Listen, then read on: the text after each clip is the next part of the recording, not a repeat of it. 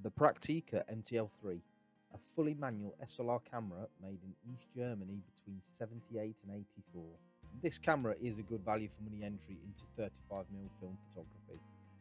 In this video, I'll go over some of the features of this camera, loading, a few shots from a few of the different lenses I have. I haven't unfortunately got a battery for it, so I can't show the light meter. The first knob on the top is to set your ASA and shutter speed. The ASA is 12 to 1600 and the shutter speeds from 1 second to 1/1000. Just in front of that, you have a metering key. This will stop down your lens to the aperture you have selected. The shutter release is angled at 45 degrees on the front of the camera, really comfortably placed. It takes the standard threaded cable release as well. The shutter delay is on the front of the camera. An accessory shoe for simple flash guns. Flash sync for electronic flashes is around 1/125th and can be found on the shutter knob. Turn it to the little thunderbolt symbol and connect near the bottom left of the lens. The film advances manual, very solid. A small film indicator window on the top to give you an indication of how many shots you have left. To open the film compartment, pull the rewind knob up and this will release the catch.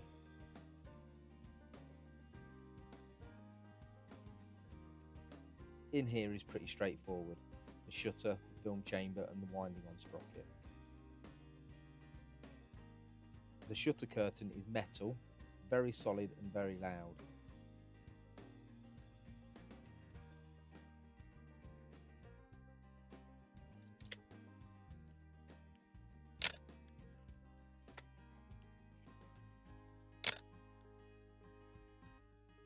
It does its job though, and even after 40 years seems to be in really good condition.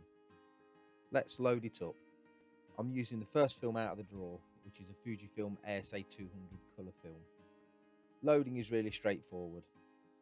Rather than a hole in the middle of the sprocket, the Praktica has two metal catches. So put the film in, pull it out to the green pointer on the bottom and make sure it's behind the guide. Also push it under the far catch to allow it to start spooling properly.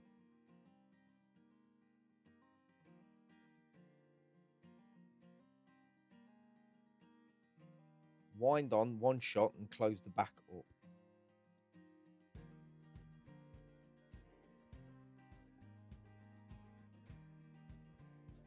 Wind on a couple more shots until the indicator shows at 1. You know it's winding properly when the rewind knob turns as well. Now let's go through some of the lenses we'll be giving a go today. The lenses are all M42 screw thread and there are hundreds of good and bad lenses out there, some of which I'll show you today. The Pentacon 50mm 1.8. This is the standard lens that came with the MTL3. All of these lens videos were shot with this lens. The Helios 58mm 44-2 lens, a characterful Russian lens that produces an interesting bokeh. The Carl Zeiss Jenner 50mm f2.8. For a cheap lens, this does have some of the trappings of the more expensive Carl Zeiss ranges.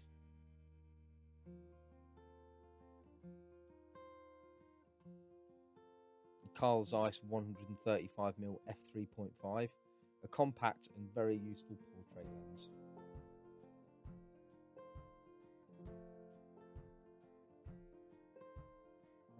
The Pentacon 30mm f3.5, a nice little lens with a decent build quality.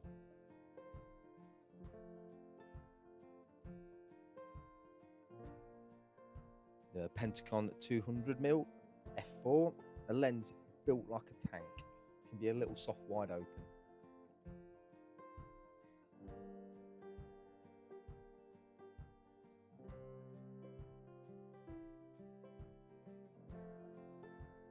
The next three lenses are nothing spectacular but do offer something for wildlife and sports photography.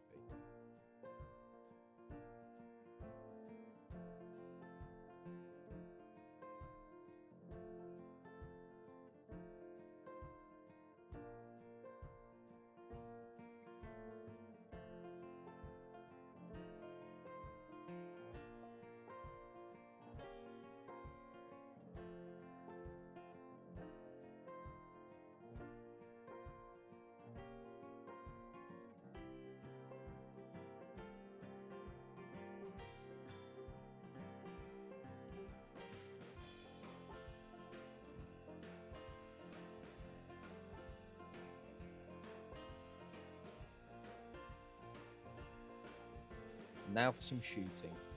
I did a bit in my back garden with an old bicycle as a subject, metering with my DSLR with an equivalent lens and aperture.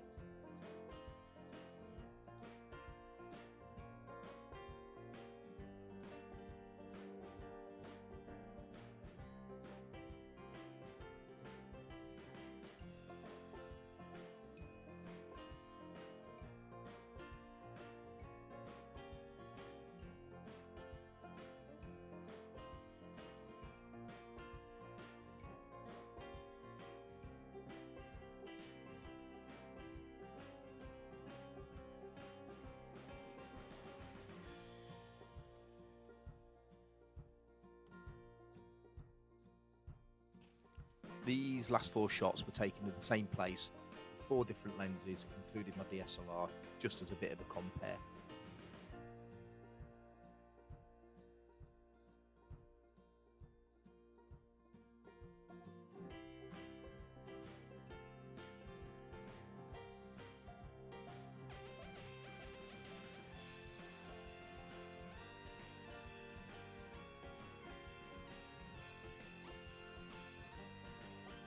The MTL3 is a good solid camera, a nice entry into 35mm photography for people wanting to start playing with these sort of things.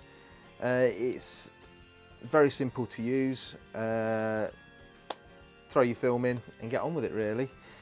The quality, I know I've got a lot to learn still, but at the same time it's never going to be up to the same quality as modern DSLRs, but that's part of the fun. That's part of what makes them unique and what gives them their character.